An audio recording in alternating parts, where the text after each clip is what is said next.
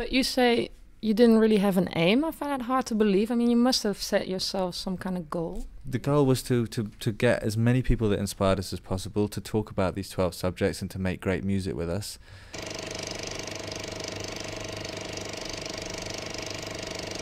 And to see if we could make this fragmented mosaic something that would be really entertaining and funny and sad and emotional and exciting, and just see if it would work, like an experiment. I mean, everything you do is as an artist, unless you're just going to do another album and another album and another album that just leads on from the next.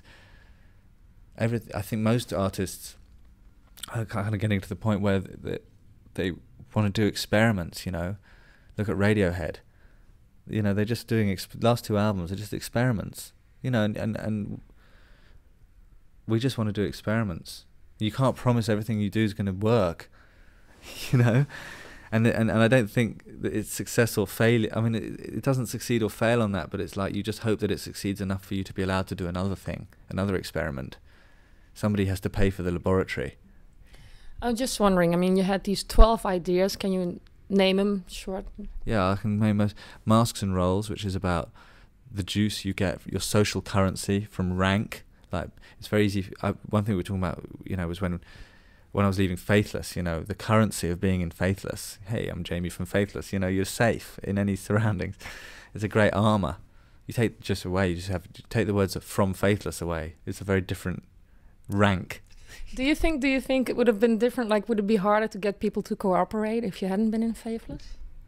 Some people, I guess, saying Jamie from Faithless would have, I mean, definitely, I would not have maybe known Michael Stipe if not for Faithless, because he loved Faithless, and we met in America when he called up, when Duncan and I were doing a film score there. He called up and said, do you want to come and have dinner? Now, I doubt that would have happened, and therefore he may not have been in it, and he right at the beginning said, please use my name. So I didn't need to use Jamie from Faithless when I had Michael Stipe from R.E.M. You know, he said, use it, baby. You know, if it gets people on board and it helps your project, don't be afraid, you know, do it. And that's incredibly, incredibly generous of him. I was wondering, because you had all these people cooperating, did you tie them up to a certain team in advance, or did you do that as you went along? Generally, we'd arrive somewhere and we would play a few different tracks. And here's the one that Maxi Jazz is on, and here's the one that we've recorded with Linton Kwesi Johnson, and here's the one, and here are the holes, here's the chorus, this one needs more of this kind of stuff, this one, here's an empty one. We'd play lots of different tracks, and usually the instrumentalist or the singer, you would just see one of them, they would just start singing along with it. You could tell it was touching, you know what I mean? Or they'd start playing along with it, or they'd start, and you go quick. So usually we'd turn up and we would play 2 or 3 songs to them, and we would all listen to them, and usually there might be one where you'd just see them start humming along or playing along, and you'd know that was the one that was turning them on, and that was generally the one we ended up all chatting about and working with. And we might talk about it was from, the concept is this one is about time or is about death, or we might just not speak their language at all and just have to just be lots of hand gestures and nodding and eye movement to try and. I mean, it's so funny, like in some places they'd never even seen headphones. In Uganda, miles away from, in the village far, far away, we went to record this huge xylophone, which was basically a 20-foot pit in the ground, but they stretched bamboo across it, and it's an 8-man marimba, and all the village gather around and sing. It's incredible. But the headphones, our music sounds quite kind of big, like landscape, you know, it's quite big, and we put headphones on these guys, and you just see their faces when this music started just suddenly turn slightly and go completely blank. And they were lost. They almost like didn't know where they were, you know, because and that was just so. And they were playing with the computers, and it was just. But it wasn't in a sort of. It wasn't gratuitous. It was like we really met each other, but we didn't really speak to each other. And then they would play something, and sometimes we had a translator, and it was just. We could all laugh at the way we were trying to communicate. You know, it wasn't heavy or serious or a problem. It was just like everyone laughing because we were all there for the same reason, and that was to create something groovy. Well, I guess, I mean, you showed them something amazing, and they showed you something amazing. Yeah, because when the people all around are watching, they can't hear. All they can hear is the xylophone going ding ding ding ding ding. They can't hear what's going on. And then when we've recorded it, we pull the plug out and play it out the speakers in the backing track, suddenly hearing their dad's xylophone playing in this massive pumping track, what they were just listening to, and they see, and they just, it was beautiful for everybody, mostly us.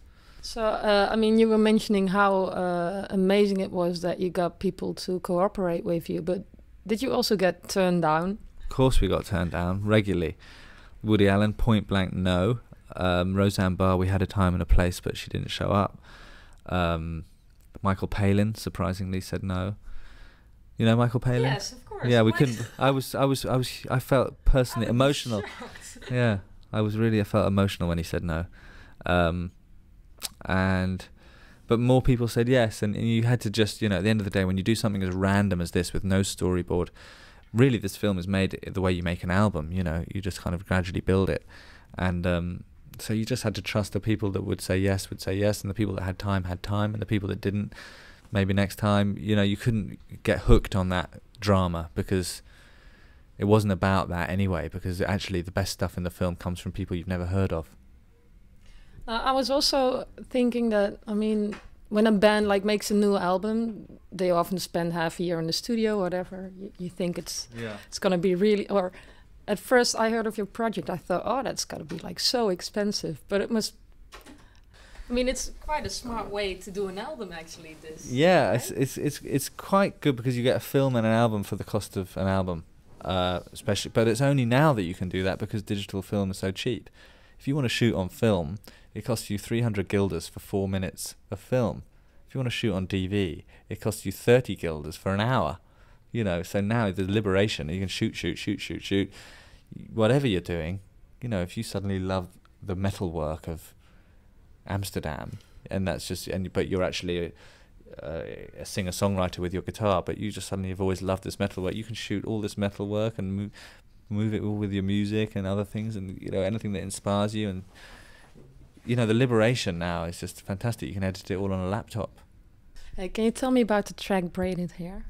Braided Hair was there were a few tracks on the album which were very specific about this or about that, and there were some which were pretty general. Braided Hair was one of the general ones where it just kind of sprang from speech saying life's like braided hair. It twists and turns, but it kind of all ends up in the same place, which is a pretty, not exactly cliched, but it's not the deepest metaphor you ever heard in your life. But the tune was just so great, and it was so in keeping with Speech's positive, fun, up vibe that is what we love about Speech.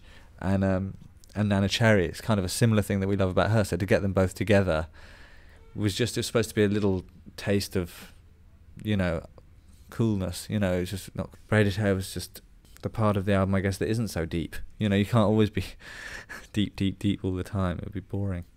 It's nice and it makes you feel good. We couldn't believe we had a single. I mean, it was hysterical. Palm Pictures is the only record label in the world that never says the S word.